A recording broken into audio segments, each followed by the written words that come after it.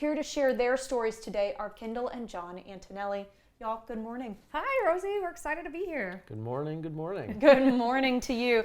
All right, guys, I think people look at you and they see a very attractive and, lovely and outgoing set of two people, and they're successful. They've got two beautiful kids. What could possibly go wrong, right?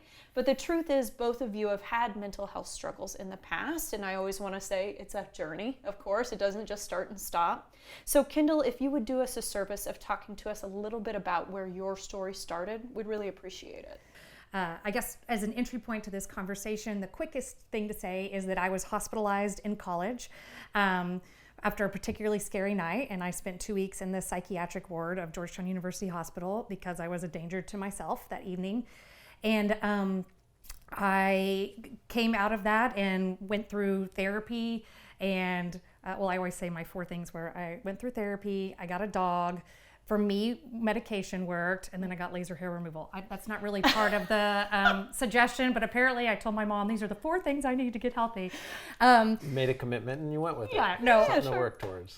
It turns out I had depression all my life, on and off. I had been in and out of therapy. It had just never really been diagnosed as that. Even when I was in the hospital, they said, "Do you have a history of depression in your family?" And I said no. And my mom said, actually, yes. And it turned out that my papa, my grandfather, who has allowed me to share his story, he was also hospitalized in a psychiatric ward with some pretty scary thoughts for a while. So it turns out I did have it in my family. And not that that matters, but for my story, it helped me because I was like, wait, this isn't all my fault. I'm not alone, and or other people go through this.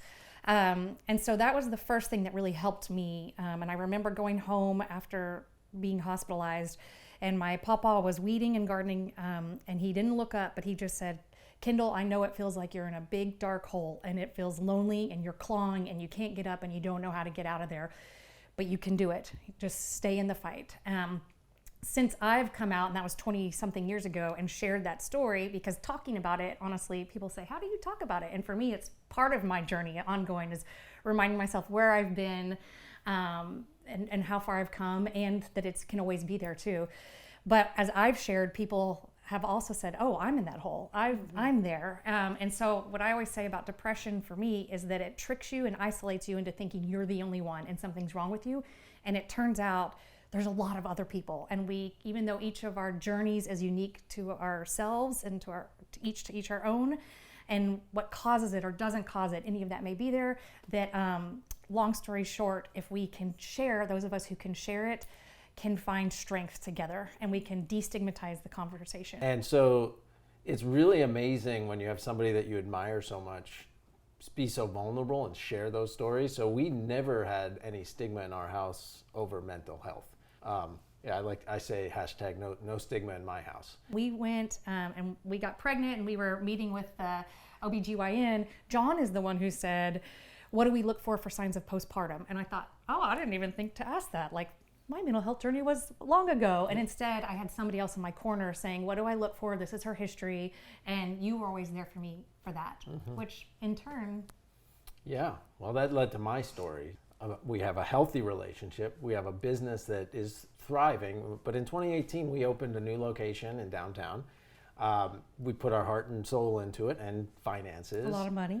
And as we were progressing through that year, Kendall was actually bedridden for 11 weeks due to a back injury and eventually back surgery. And so during that time, during those 11 weeks, I was dad, I was husband, taking care of Kendall in every respect, and also trying to run the business, working 3 different locations, 15-hour days. And so my physical health spiraled out of control. My mental health spiraled out of control. I lost 25 pounds, couldn't eat anything but oatmeal, would sit in the shower for 3 hours at a time. And John is like a get out of bed at 4 a.m. type of guy. And you were just laying in bed all morning and cuddling me, which is hard because I actually really liked, but then I knew that it wasn't his healthy.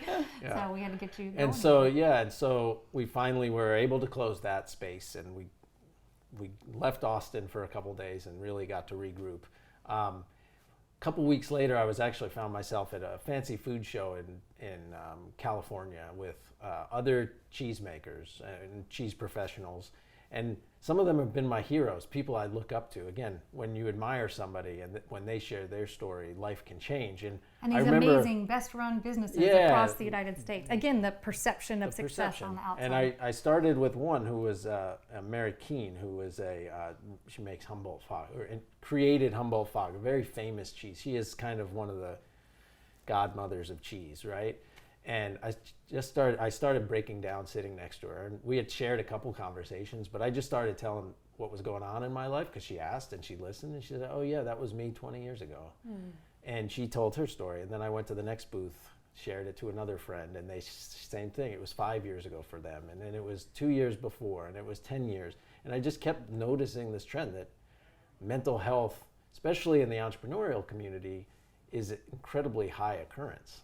It's like 9 out of 10 entrepreneurs deal with some sort of mental health challenge.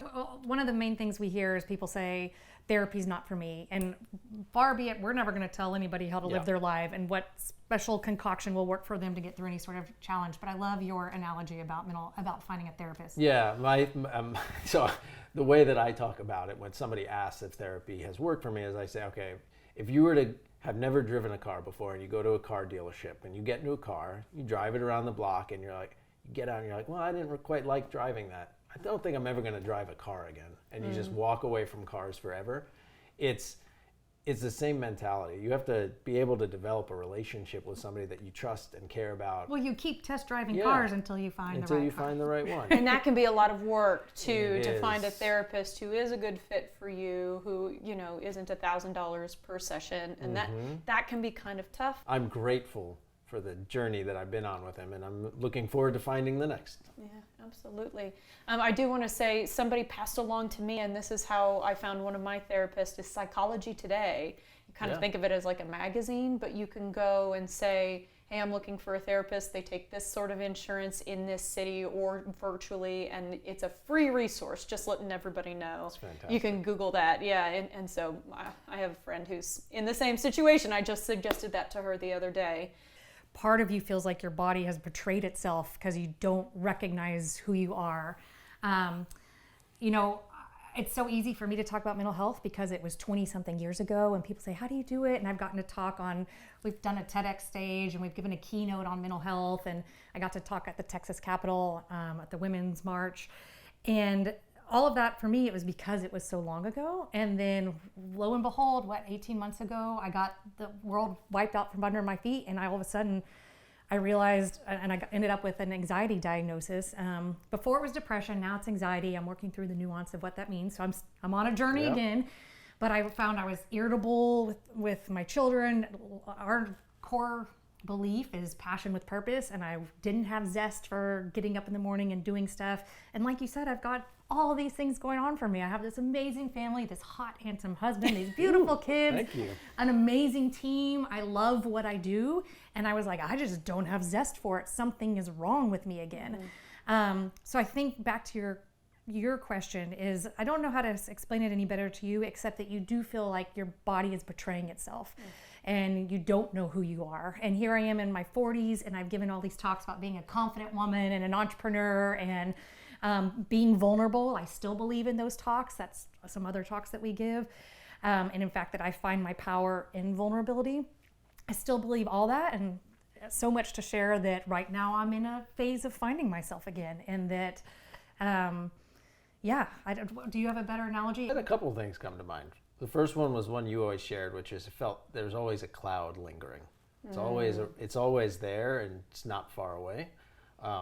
Sort of symbolizing that darkness that does come. But the thing that came to me not too long ago was like the idea that it isn't our identity, and I think that's the struggle that I went through for a period of time, was realizing that it wasn't my identity. Depression wasn't what defined me. What do you do to protect your mental health now? That's a great question. So right now, part of the functional medicine journey is eating better for my body, for my blood type. It's taking care of the hours that I need for good sleep. it's getting back to some of the routines that really make me thrive, which is waking up early, reading books, inspirational books, motivational books, whatever it is that friends that I really admire recommend me to read. And learning and developing gives me energy. And then spending more time with my family. And I have a little thing on my desk that's like, here are 10 things to do when I feel like I'm in a slump. Because honestly, I want to go make cookie dough. I want to go have a glass of wine and do all these things. Sit on the couch. And go home. Yeah. And I'm not saying there's something wrong with it, and that may temporarily make me feel better, but it's not going to overall make me feel better. And we all know what is good for us, but sometimes you need to just look at it on the board and throw a dart at it and say, okay, right now I'm going to go do that. I think my Doing answer. Gratitudes every morning. Yeah. I think my answer to that question is, Rosie, how do we take care of ourselves? We talk about mental health a lot. All the time. And we talk about it with our kids. When John was going through his depression, I talked about it with our kids, and we said, hey, we're feeling these things. Daddy's going through this. This doesn't, like, my kids know I was hospitalized. They don't necessarily know. One of them knows more of the details than the other. But we don't shield them from the hard stuff, because hard stuff is coming at them all the time. And gosh, it was hard for me to be a kid. I can only imagine in these days. So we need to be talking about identifying our feelings. I don't think it's raising softer kids. I think it's raising kids who know how to handle their emotions and to feel them and to be okay with feeling them, and then where and how to channel them and how to react to them. And so few words to describe some of the feelings that are around depression, and knowing that gives you a little bit more of an angle on how to approach it. I would also say we openly talk about this in our business. We have mental health days that people can take off. We say when we're in a fix. So if you're kind of having the conversation anyway, I think it's probably a much healthier approach. We have kind of just a last couple minutes here. I want to ask Kendall about resources. You often give out resources to people. Hey, if you're struggling, here are a couple of things I know about. Can I hear about those? NAMI is the National Alliance on Mental Illness. It's actually a national organization, but they have individual chapters. So we have a great Central Texas chapter. Every fall they do a NAMI walks. I was chair of it one year, and our team, the Antonelli's Curd Herd, raised over $15,000. What I love even saying about that is I put it out on the news, and I was like, if you're alone, come join our team. And we had people show up that I have never met before, but they wanted to walk. But because they didn't have a group, they didn't show up, and they were there. So NAMI is great because it's not necessarily just for its support groups. So that's a great resource. Now we have the national hotline you can call if you're ever in crisis mode. So those are just a few of them. There are so many different resources available, and just start somewhere, even though that's the hard work. Man, you guys have shared so much of yourselves with us, and the audience at home today. Thank you so much for your time. We appreciate it. Thanks for spotlighting this. Of course. You guys, you can help fuel mental health awareness by joining the 19th annual NAMI Walk. What Kendall was just talking about there. It's actually coming up on September 28th at the Long Center. You can register right now at NAMICentralTX.org.